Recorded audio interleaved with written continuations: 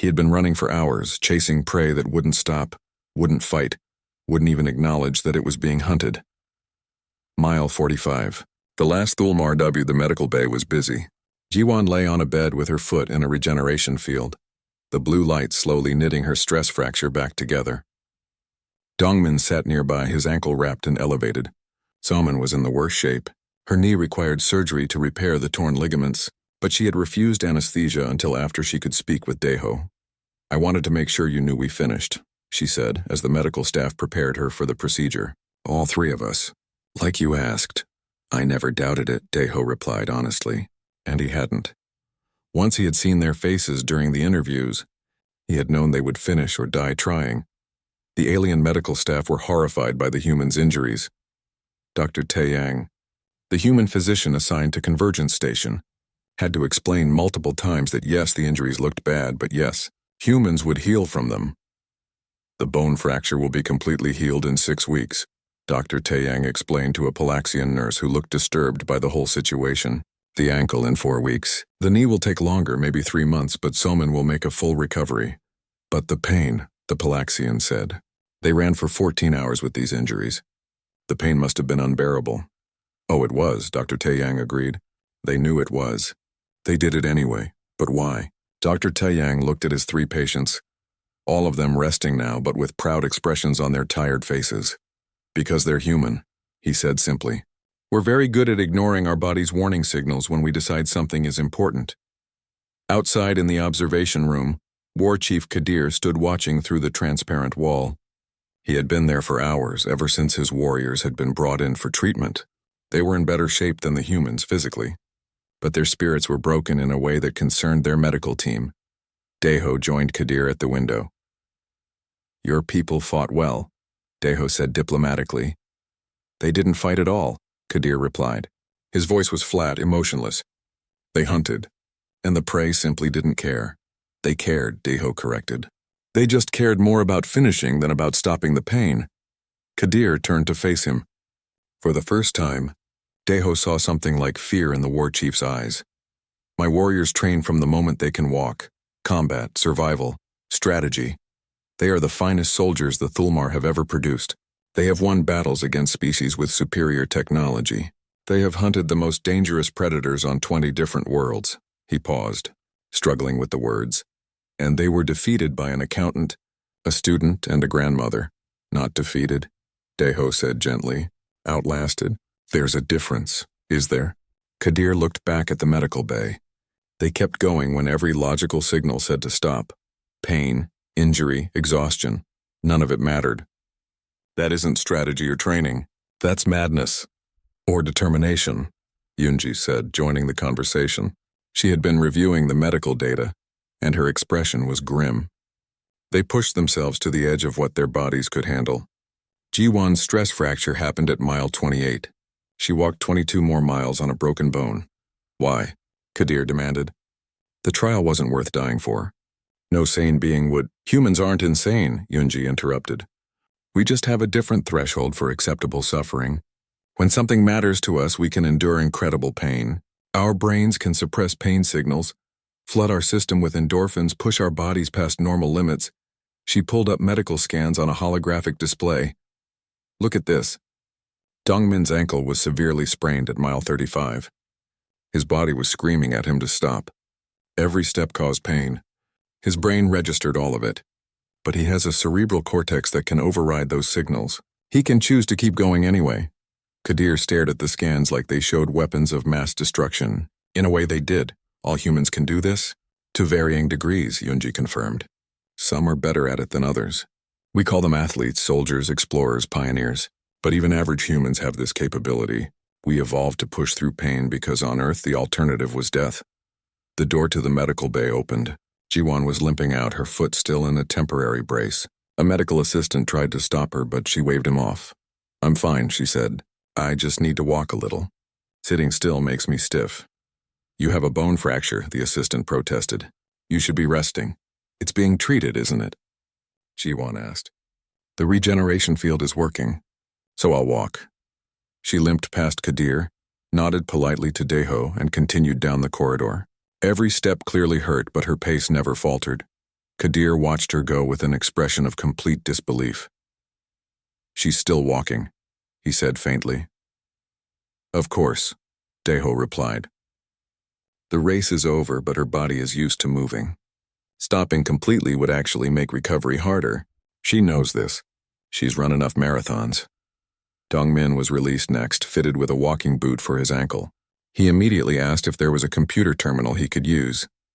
The medical staff tried to insist he rest, but he explained that he had assignments due for his classes.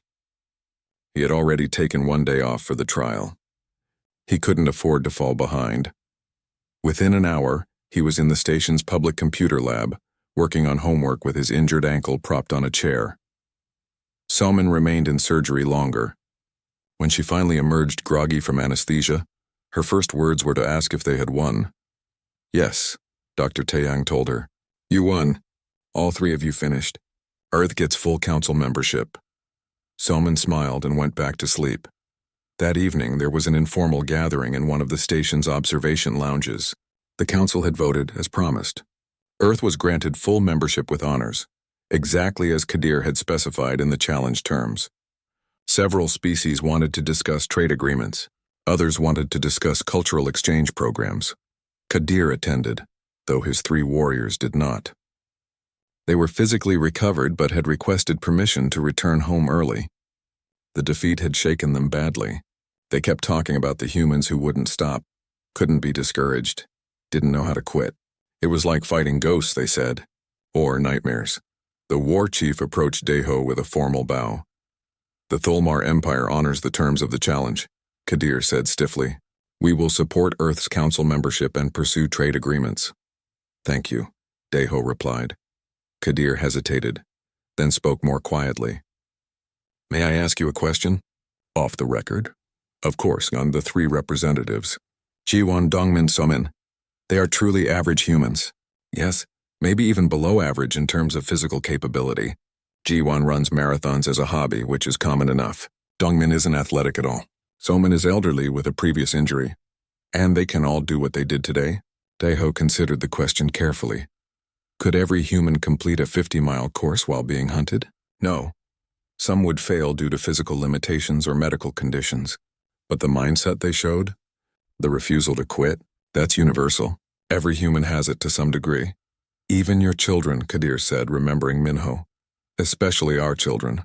They haven't learned yet that some things are impossible, so they try anyway. Kadir was quiet for a long moment. The Thulmar Empire has been a warrior culture for 10,000 years. He finally said, "We have conquered 17 star systems. We pride ourselves on our strength and our courage. But watching those 3 humans today, I realized something." "What's that?" "Courage is easy when you're strong, when you're bred for battle, when victory is likely, but to continue when you're weak, when you're hurt, when defeat seems certain." Kadir shook his head. "That's a different kind of courage. One the Thulmar have never needed to develop." He looked directly at Deho. "You said humans evolved this trait to survive. What was Earth like that you needed such determination just to live?" "Deadly," Deho replied simply. "Everything on Earth was trying to kill us. Predators, weather, disease, starvation. And we were weak compared to most of it. No claws, no fangs, no armor, no venom. Just big brains and the stubborn refusal to lie down and die. And that was enough? It had to be enough. So we made it enough." Yunji joined them and conversation shifted to more practical matters. Trade routes, cultural exchange programs, scientific cooperation.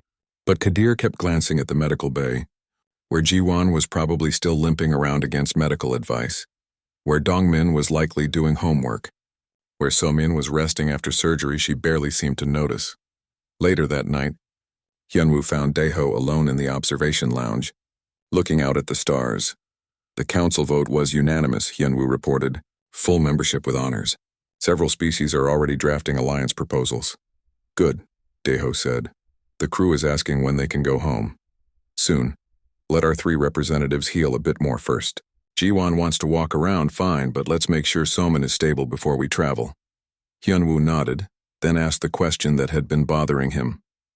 Sir, did you know they would get that badly hurt? When you chose civilians instead of soldiers, Deho was quiet for a moment. I knew it was possible, likely even.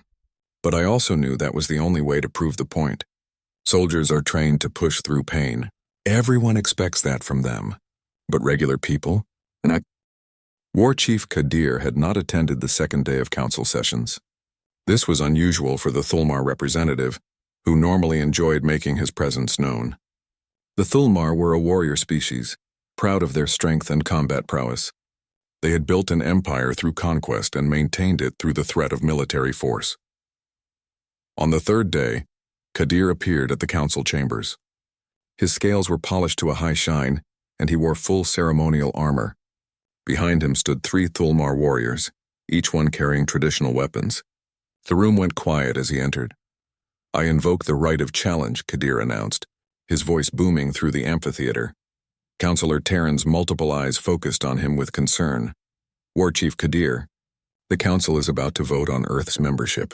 Surely this can wait." "It cannot wait," Kadir interrupted. He looked directly at Deho. "I do not accept a child's tantrum as proof of human capability. The Thulmar Empire requests a formal demonstration through the trials of dominance." Deho stood slowly. He had read about the trials during his preparation for this visit. They were ancient, brutal, and binding. If he refused, Earth would lose any chance at council membership. If he accepted and lost, the same result. "What are the terms?" Deho asked calmly. Kadir's teeth showed in what might have been a smile. "Simple. Your apex predators against ours. The traditional gauntlet. 50 miles through hostile terrain. My warriors will hunt yours. If your representatives complete the course, you win. If they surrender or are captured, we win. And if we win?" Deho asked. "Full council membership with honors, trade agreements, defense packs. The Thulmar Empire's full support." Kadir's expression hardened. "When we win, Earth withdraws its application and accepts a subordinate trading status." Yunji leaned close to Deho. "It's a trap. The Thulmar are bred for this. Their warriors train from childhood. They're faster, stronger, and they know the terrain will be designed to favor them." Hyunwoo nodded agreement. "We should use our special forces. At least give ourselves a fighting chance." But Deho was thinking about Minho's tantrum, about persistence hunting, about the long history of humans doing impossible things through sheer stubbornness. "I accept the challenge," Deho said clearly. "On one condition." "Name it," Kadir replied. "We don't use soldiers. We use regular human civilians, people with normal jobs and normal lives. That was the whole point of our demonstration. Average humans, not our best warriors." The amphitheater erupted in shocked conversation. Kadir looked confused, then pleased. The fool was making it even easier. "Agreed," Kadir said quickly before Deho could reconsider. "Choose your representatives. The trial begins in 2 days." After Kadir left, Hyunwoo grabbed Deho's arm. "Sir, with respect, have you lost your mind? We need trained personnel for this." "No," Deho said quietly. "We need average people. 'Cause that's what we showed them before. We can't back down from that message now." Yunji was already working on her datapad. "I'm pulling up profiles of humans currently on the station. We need people who understand what's at stake and can demonstrate the right traits." Over the next day, they conducted interviews. They needed 3 representatives according to the traditional rules. The candidates were all civilians who had traveled to Convergence Station for various reasons.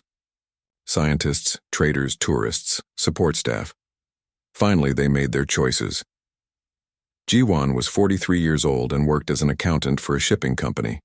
She was of medium height with practical short hair and the kind of tired eyes that came from years of spreadsheets and tax calculations.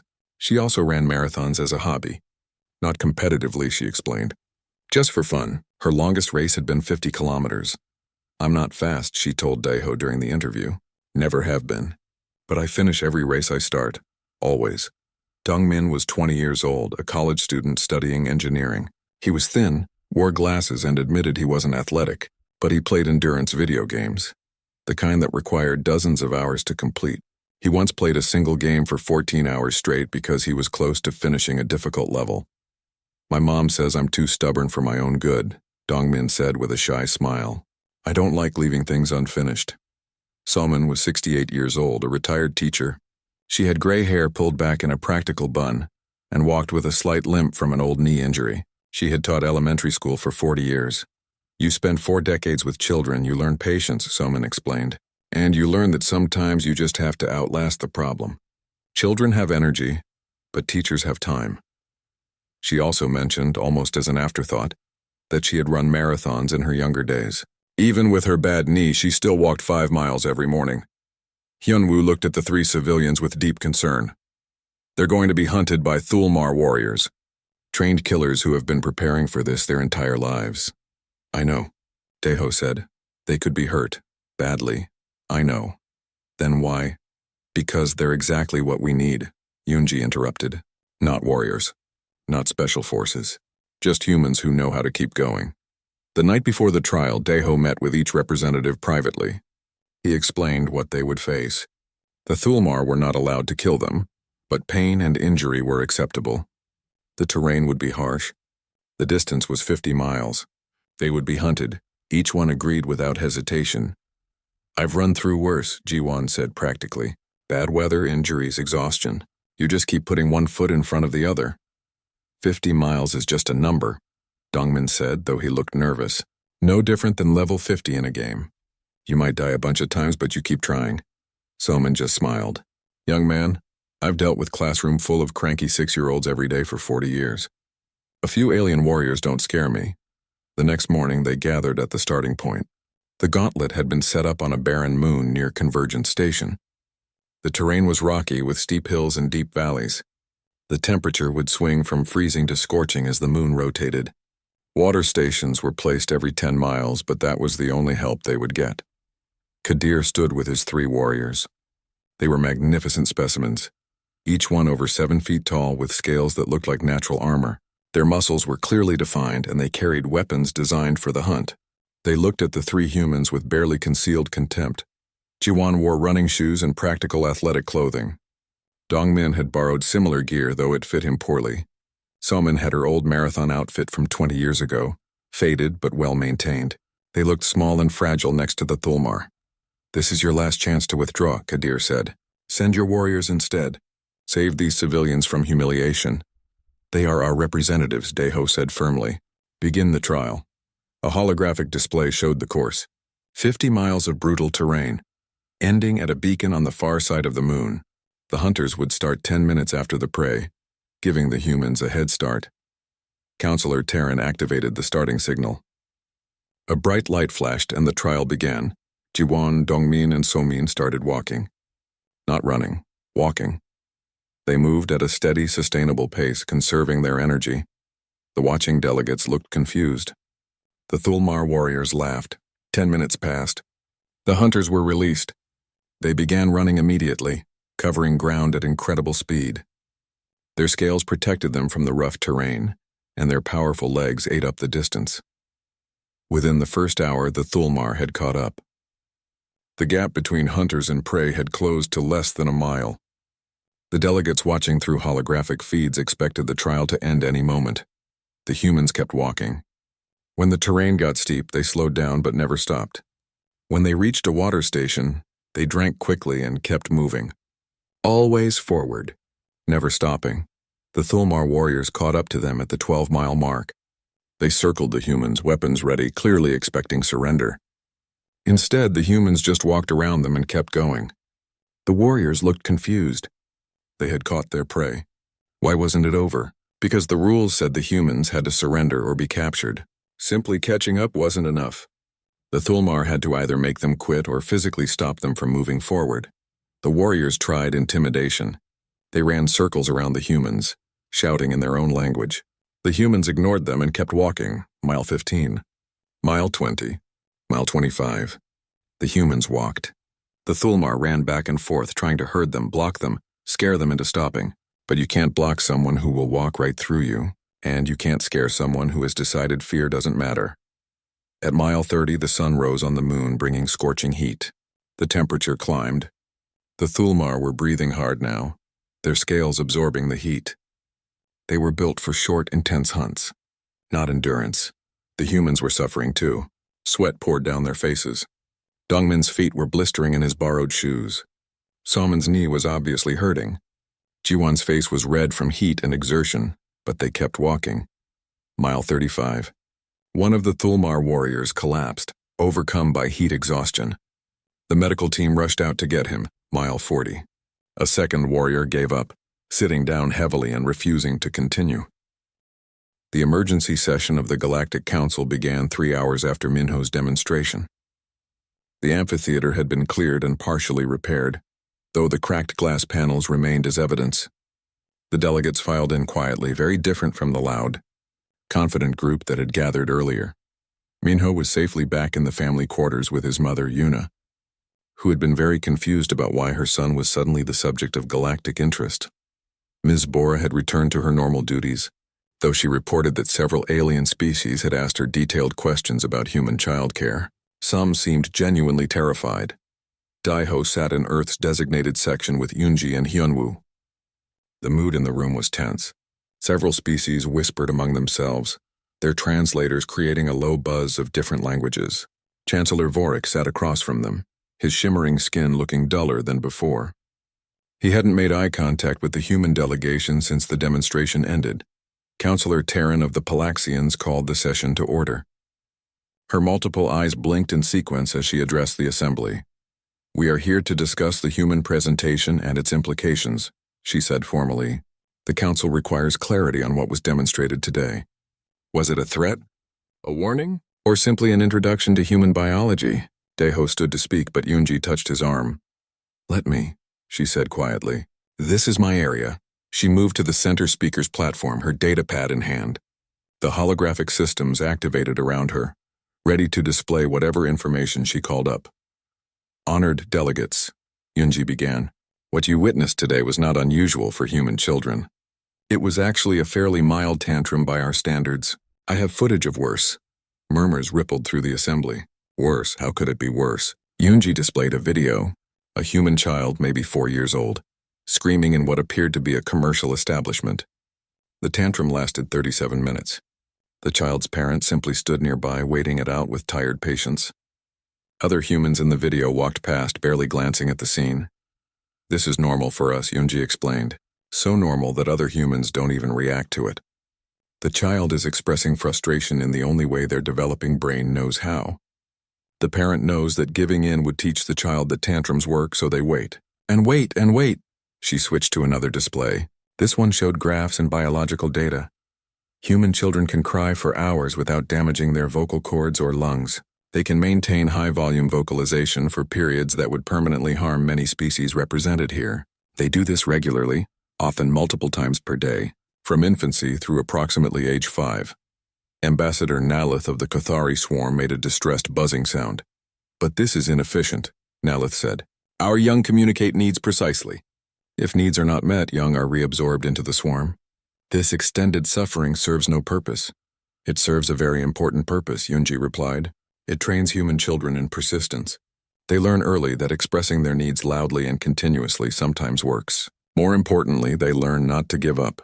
This trait follows them into adulthood." She displayed new footage. Humans running ultra-marathons, races that lasted over 100 miles. Humans climbing mountains that took weeks to summit. Scientists working on problems for decades before finding solutions. Artists spending years on single projects. We call it different things, Yunji continued. Determination, stubbornness, grit, persistence. But it's all the same core trait. Humans don't stop when stopping makes sense. We stop when we're done, and sometimes not even then. War Chief Kadir of the Thulmar Empire stood up, his scales rattling with agitation. "This is absurd," he declared. "You are describing a mental defect, not a strength. A rational being knows when to retreat, when to conserve energy, when a goal is impossible." Yunji smiled. It wasn't a friendly expression. "Is it impossible to run 100 miles? Humans do it. Is it impossible to survive in Arctic temperatures? Humans live there. Is it impossible to reach our moon with 1960s technology? We did it anyway. Humans have a long history of doing impossible things simply because we decided they mattered." She pulled up more data. On Earth, humans evolved alongside predators that were faster, stronger, and better armed than us. Large cats with teeth like daggers, bears that could crush skulls with one blow, wolves that hunted in coordinated packs. Every single one of those predators should have destroyed early humanity. The display showed ancient human hunters chasing prey across grasslands. But we had one advantage. We don't quit. We developed persistence hunting as our primary strategy. We would identify an animal, usually something fast like an antelope or deer, and we would start walking after it. The prey would run away easily because it was faster. Then it would rest, thinking it was safe. The footage showed the pattern repeating. Prey running, resting. Humans walking, always walking. We would catch up. The prey would run again. We would follow. This would continue for hours, sometimes days. The prey would run until its body temperature reached dangerous levels, until its muscles filled with lactic acid, until its heart was ready to burst, and we would still be there walking, always just behind it. The final image showed exhausted prey collapsed on the ground, with human hunters approaching calmly. Eventually, the prey would collapse from exhaustion or heat stroke. Then we would kill it with our pointy sticks. That's how humans became apex predators on Earth. Not through strength or speed, but through the simple refusal to stop walking. The silence in the council chamber was heavy. Several delegates looked disturbed. Others looked thoughtful. Vorik looked like he was reassessing every interaction he'd ever had with humans. Counselor Terran spoke carefully. Dr. Yunji, are you saying that modern humans retain this trait? That you still hunt prey to exhaustion? We don't need to hunt anymore, Yunji replied. But the trait remains. We channel it into other areas now. Scientific research, athletic achievement, business ventures, space exploration, art. Every human activity is marked by this same persistence. She displayed one final image. It was a photograph of an old human woman, weathered and tired looking, holding a sign at some kind of protest. This woman stood in the same spot for 8 hours a day, every day for 3 years, protesting a policy she disagreed with. She was in her 70s. She had health problems, but she was there every single day until the policy changed. That's human persistence. Deho stood and joined Yunji at the platform. You asked if today was a threat, he said. It wasn't. It was an honest answer to your question about our apex predator. You wanted to understand humanity's place in the galaxy. Now you do.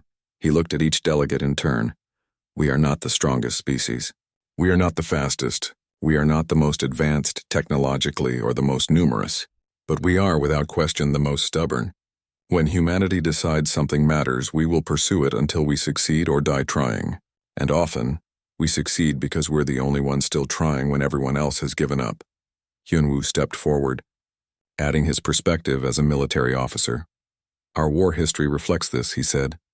Earth has seen thousands of conflicts. Do you know what decides most human battles? Not superior weapons or tactics, endurance. The side that can keep fighting longer usually wins. We have siege warfare where armies surrounded cities for years. We have resistance movements that continued fighting for decades. We have soldiers who walked hundreds of miles through hostile territory just to keep fighting. He paused, letting that sink in. When you negotiate with humans, remember this. We will sit at the table for as long as it takes. When you compete with humans, remember that we will still be competing when you've gone home. When you consider making humans your enemy, remember that we will pursue that conflict long past the point where it makes economic or strategic sense. Nalith spoke again, her swarm voice uncertain. Is there nothing that makes humans give up? Death, Yunji said simply. And even then we have sayings like, over my dead body and I'll haunt you. Sometimes we're stubborn beyond our own mortality. The session continued for hours. Species after species asked questions, trying to understand this strange trait that humans possessed. Some were academic questions about biology and evolution. Others were practical questions about trade negotiations and defense pacts. Through it all, Daiho noticed a shift in how the aliens looked at Earth's delegation. The mockery was gone. The casual dismissal was gone. In its place was something more complex. Respect mixed with wariness. Interest mixed with concern. Finally, Counselor Terran called for a recess. The Council will consider Earth's application for full membership status, she announced. We will reconvene in 3 days with our decision. As the delegates filed out, Vorik approached the human delegation. He looked uncomfortable. Ambassador Daiho, he said formally, I apologize for my earlier mockery. I did not understand. And now you do? Daiho asked. Now I fear I understand too well. Vorik's skin shimmered with an emotion that the translator couldn't quite capture. The Vrelnath have a saying, the most dangerous opponent is the one who doesn't know when they're beaten. I believe humans never know when they're beaten. Oh, we know, Daiho replied with a slight smile. We just don't care. The convergence station floated in space like a giant metal flower. Its petals were actually docking bays, each one holding ships from different worlds. Inside the main hall, creatures from 47 different planets gathered together. Some walked on 2 legs, some on 4, and some floated in the air. The room buzzed with strange languages, clicks, whistles, and sounds that human ears could barely hear. Ambassador Deho stood near the entrance, adjusting his formal suit.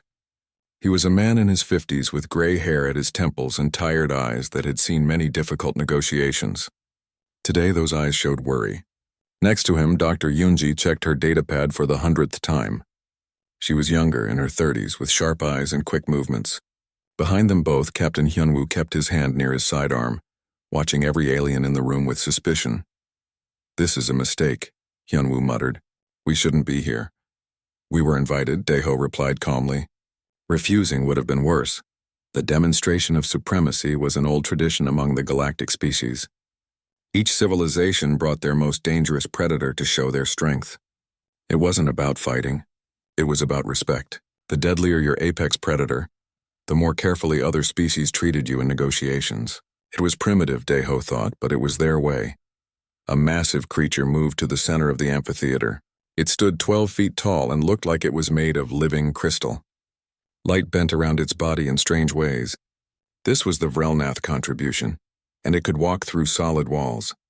The crowd made impressed sounds. Some aliens stepped back instinctively. Chancellor Vorik, the Vrelnath representative, puffed up with pride. He was tall and thin, with skin that shimmered like oil on water. "Behold the phase hunter," he announced. "On our world, even our buildings must be specially shielded to keep them out." Next came the Kothari. They didn't bring one creature. They brought thousands. A swarm of small flying things filled a containment field, moving together like a single being. They could strip a forest bare in minutes, their representative explained. The crowd murmured with approval. The Palaxians revealed a creature that crackled with blue electricity. It was enormous, with tentacles that could level a city block. One by one, each species presented something terrifying, something that made other species take them seriously. Deho felt his datapad vibrate. The message made his stomach drop. "What is it?" Yunji asked, seeing his face go pale. "The specimen. The transport ship had an accident. The stasis pod was destroyed." "The saber-toothed tiger?" Hyunwoo asked. Deho nodded. They had planned to show a perfectly preserved prehistoric predator from Earth. It had been an impressive creature with fangs like knives. Now it was gone, floating in pieces somewhere in space. "We need to withdraw," Hyunwoo said immediately. "We can't," Yunji replied. "Look around. Half these species are already doubtful about humanity. If we back out now, we'll look weak. Or worse, like we're hiding something." "We are hiding something," Hyunwoo shot back. "We're hiding the fact that we have no apex predator to show them." Deho watched the presentations continue. A creature with acid blood, another that could survive in a volcano, each one more impressive than the last. The other ambassadors kept glancing at the human delegation, their alien faces showing something that looked like amusement. They thought Earth was stalling. They thought humans were afraid. "Ambassador Deho," a mechanical voice called out. It came from a floating sphere, the station's coordinator. "Earth's presentation is scheduled next. Please prepare your specimen." The amphitheater went quiet. Hundreds of alien eyes turned toward the 3 humans. Deho could feel the weight of their stares. Some looked curious, others looked smug. Chancellor Vorik's expression was definitely mocking. "Well?" Vorik called out. "We are all very curious to see what Earth considers dangerous." Deho opened his mouth, unsure what to say. Then Yunji grabbed his arm. "I have an idea," she whispered. "What kind of idea?" Deho asked, suspicious. "A crazy one. But it might work." She pulled up something on her datapad. "There's a transport pod arriving in 10 minutes. It's carrying civilians to the station's family quarters." So your nephew is on it." Deho stared at her. "Minho? What does a 3-year-old have to do with anything?" "Everything." Yunji's eyes were bright with an idea that Deho didn't understand yet. "Trust me. We show them Minho." "Absolutely not," Hyunwoo said. "Have you ever seen Minho when he doesn't get his way?" Yunji asked. Deho had. His nephew was adorable most of the time. But when Minho got upset, when someone told him no, the child transformed into a screaming, thrashing force of nature. Deho had seen Minho throw a tantrum that lasted 2 hours once, all because he couldn't have a cookie before dinner. "You want to show them a toddler having a meltdown?" Deho asked slowly. "I want to show them the unstoppable human will. Yunji said. Our persistence, our refusal to quit. It starts young in our species. Very young. This is insane, Hyunwoo muttered. Do you have a better idea? Wunji challenged. Silence, they had nothing else. No backup plan. No other options. Daeho looked at the waiting aliens, at their smug faces and superior attitudes. He thought about Earth, about humanity trying to find its place among these ancient civilizations. Then he thought about Minho, who once cried for 45 minutes straight because his shoelace was tied wrong. Get him here, Daeho said quietly. Sir, you can't be serious, Hyunwoo protested. I'm very serious. And get Ms. Bora too. She's his caretaker. Daeho straightened his suit and walked toward the center of the amphitheater. Ladies and gentlemen, he announced, his voice carrying through the hall. Earth's presentation will require a few more minutes of preparation. I promise you it will be worth the wait. More murmurs. More smug looks. Chancellor Vorik laughed openly. Take all the time you need, Vorik said. We are in no hurry to be disappointed. 10 minutes felt like 10 hours. Daeho stood calmly, refusing to show nervousness. Unji was at the docking bay making arrangements. Hyunwoo paced like a caged animal. Finally, the door opened. Miss Bora walked in, holding Minho's hand. She was a kind woman in her 40s who had taken care of dozens of children over the years. Minho looked around with wide, curious eyes. He had never seen aliens before.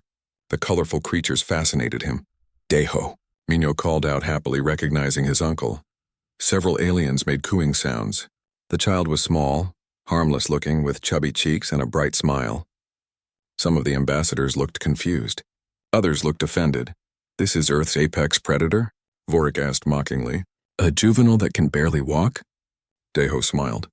It wasn't a nice smile. Watch, he said simply. Everything depended on what happened next. The entire future of Earth's place in galactic society, balanced on a 3-year-old child, and his legendary ability to throw a tantrum when told no. Daeho caught Ms. Bora's eye and nodded. She understood. She had been briefed on the way over, though she thought the plan was insane too. Minho reached for a shiny holographic display floating nearby. It showed star charts and was very expensive. No, Minho, Ms. Bora said gently. Don't touch that, sweetie. The child's face changed. His smile vanished. His eyes narrowed. His bottom lip pushed out. The tantrum was about to begin. The first scream cut through the amphitheater like a knife. It was high-pitched, piercing, and seemed to come from somewhere deep in Minho's small chest. Several aliens jerked back in surprise. The sound reached levels that shouldn't be possible from such a tiny creature. Minho's face turned red. Then redder. His whole body went stiff and he threw himself backward. Ms. Bora caught him before he hit the floor, but the child didn't seem to notice or care. He kicked his legs wildly. His arms flailed. Another scream ripped out of him, even louder than the first. What is wrong with it? Asked Ambassador Naileth of the Cathari swarm. Her voice had a buzzing quality that came from thousands of tiny creatures speaking at once. Is the juvenile injured? No, Daeho said calmly, though his ears were ringing. He's just upset. Make it stop, Chancellor Vorik demanded. The Vrelnoth had sensitive hearing. He was covering his ear holes with his long fingers. I'm afraid that's not how human children work, Yunji said. She had to raise her voice to be heard over Minho's continued screaming. Minho arched his back and screamed again. This time, the sound hit a frequency that made the reinforced glass panels around the amphitheater vibrate. A hairline crack appeared in one panel. The station's safety systems beeped a warning. Impossible, someone muttered. The glass is military grade. Ms. Bora tried to comfort Minho, but the child was beyond reason. He wanted that shiny hologram, and being told no had triggered something primal in his 3-year-old brain. He would not be calmed. He would not be reasoned with. He would only scream until either he got what he wanted or he exhausted himself. The tantrum entered its second minute. Minho had not paused to breathe more than absolutely necessary. His screams came in waves, each one as powerful as the last. Sweat beaded on Ms. Bora's forehead as she struggled to hold the thrashing child safely. This is ridiculous, Vorik said, standing up. I will remove this nuisance myself. He moved toward Minho with the confidence of someone who had hunted phase hunters for sport. He reached out one long arm toward the child. Minho saw the strange crystal-skinned alien coming toward him and escalated to levels no one thought possible. He shrieked so loudly that Vorik actually stumbled backward, his hands flying to his ears. The child twisted in Ms. Bora's grip, one flailing arm knocking over a ceremonial pillar that had stood in the amphitheater for 300 years. The pillar, worth more than a small starship, crashed to the ground with a sound like breaking bells. Security barriers immediately activated around the amphitheater's center, trying to contain the damage.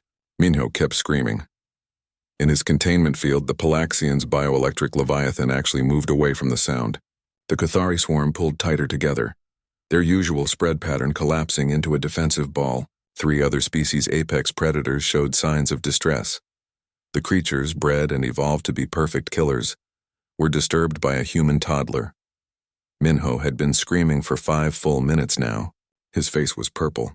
Tears and snot streamed down his cheeks. He kicked a chair, sending it flying. He grabbed at Ms. Bora's hair with one hand while the other arm windmilled dangerously, and through it all he screamed. "How long can it sustain this?" asked Counselor Terran of the Palaxians. She was a large creature with multiple eyes, and all of them looked worried. "Hours," Yunji replied. "If he really commits to it, hours.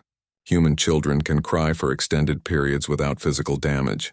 Their lungs are remarkably efficient, but why?" Nalith asked.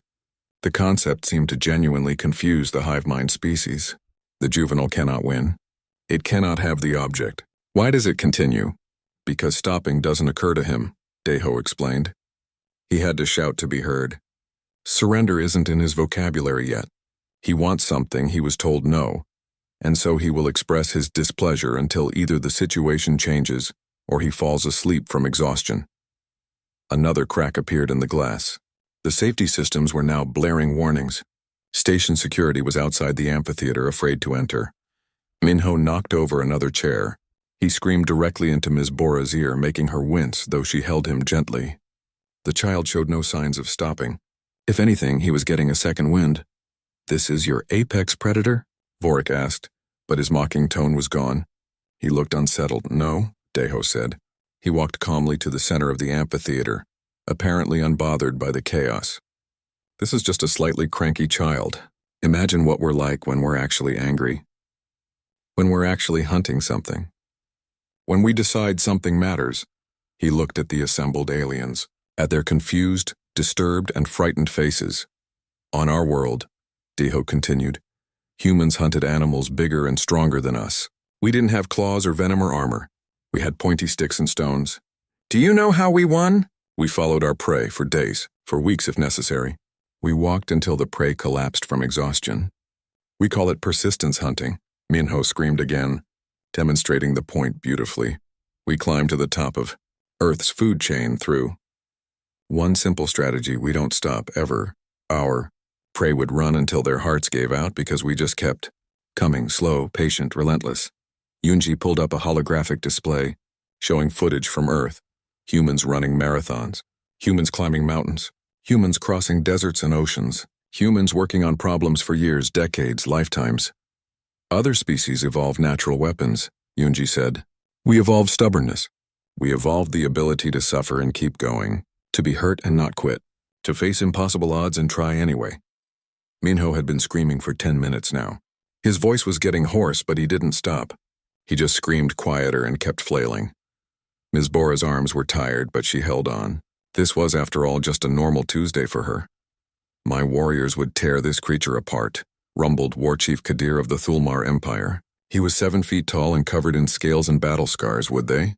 Deho asked mildly. "Or would they, like every predator that ever faced humanity, underestimate us until it was too late?"